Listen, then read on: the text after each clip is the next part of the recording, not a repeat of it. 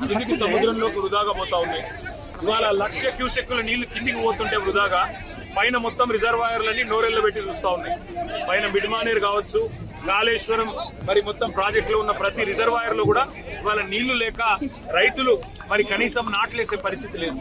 కింద 1,00,000 క్యూసెక్కుల నీళ్లు ఏవైతే వృధాగా పోతున్నాయో వాటిని చూపెట్టడానికి రైతులు మొత్తం తెలంగాణలోని రైతాంగం మొత్తానికి ప్రభుత్వం యొక్క దుర్మార్గమైన వైఖరిని చూపెట్టడానికి కన్నెపల్లి దగ్గర పంప్ హౌస్ లో మోటార్లు చాలు చేస్తే మేడిగడ్డ బరాజ్ తో సంబంధం లేకుండా ఇలా మొత్తం తెలంగాణను సస్యశ్యామలం చేసే విధంగా కాళేశ్వరం ప్రాజెక్టు కేసీఆర్ గారు డిజైన్ చేసినారు.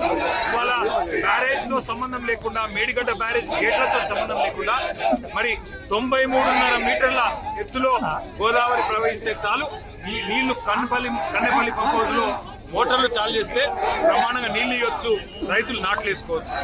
ఆ నీళ్లను చూపెట్టడానికి పోతుంటే ఇవాళ మమ్మల్ని జనగామలోనే అడ్డుకునే ప్రయత్నం చేస్తూ ఉన్నారు. ఈ ప్రభుత్వానికి ఇంత భయం ఎందుకని నేను అడుగుతున్నాను. కింద 1,00,000 క్యూసెక్కుల నీళ్లు వృధాగా పోతుంటే చేతగాని ముఖ్యమంత్రి నీళ్లు ఒకవేళ ఇస్తే మళ్ళా యూరియా ఇయ్యాలి, నీళ్లు ఇస్తే పంట కొనాలి, మద్దతు ధర ఇయ్యాలి, నీళ్లు ఇస్తే నీళ్లు వస్తే బోనస్ ఇయ్యాలి.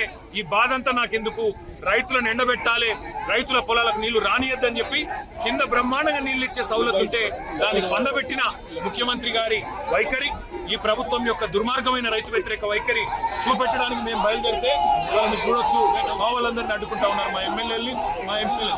అందుకే మేము అనేది ఈ ప్రభుత్వాన్ని దమ్ముంటే శాతనైతే మంచి పనులు చేసి ప్రజలు ఇవాళ ఉద్దేశపూర్వకంగా మమ్మల్ని అడ్డుకొని వరంగల్ జిల్లాలోనే మరి ఇక్కడికిక్కడే ఆపాలని మీ ప్రయత్నం ఏదైతే ఉన్నదో ఖచ్చితంగా పోలీసులకు మరలబడైనా ఇక్కడి నుంచి పోతాం.